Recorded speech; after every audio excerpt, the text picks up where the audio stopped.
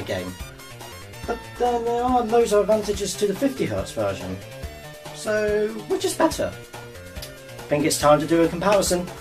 Firstly, I would like to say if you haven't watched my Sonic 1 video of 50Hz versus 60Hz, it may be best to do that before watching this one. Just click on the annotation above, or the link in the description below. You'll want to watch the foremost because there are a few opinions I'm going to be missing out in this video, just because there's really no point in me repeating myself.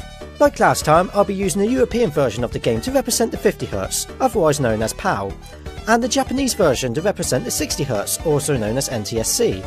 But remember, it's not the game itself that makes it run in 50Hz or 60Hz, it's the Mega Drive that you use. So if you put the European or the Japanese version of the game in the Japanese console, it will run in 60Hz. Or if you put the European or the... oh, for goodness sake, I completely forgot the blaster thing doesn't fit in there, it will run in 50Hz. Anyway, back to the beginning. For reasons that's not relevant to the subject, Sonic 2 has a very long checksum at the start of the game, in either 50 or 60Hz. Basically, this means that the game has a quick job of checking that the game's code hasn't been tampered with.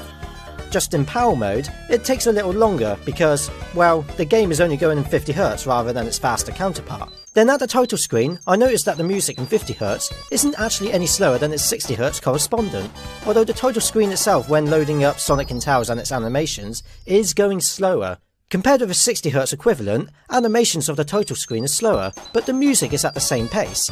Funnily enough, the Twinkle Star in the background loads up at the same time, so in 50Hz the Twinkle Star arrives earlier than it would if playing in 60Hz. Except from this, there's nothing to see here. So we all know that playing the game in 50Hz is slower than its 60Hz colleague, because it's playing 10 less frames per second. So I decided to show you a demo comparison.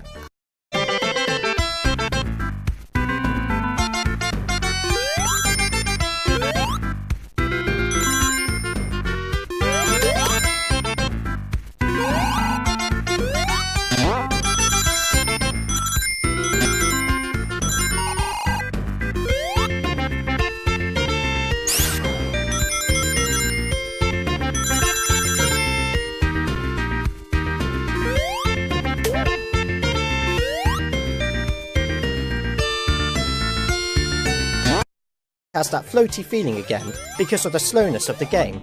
Yet the music hasn't suffered at all. Unlike Sonic 1, the music in Sonic Drowning jingle plays at a slower tempo before drowning. The game is still squished given that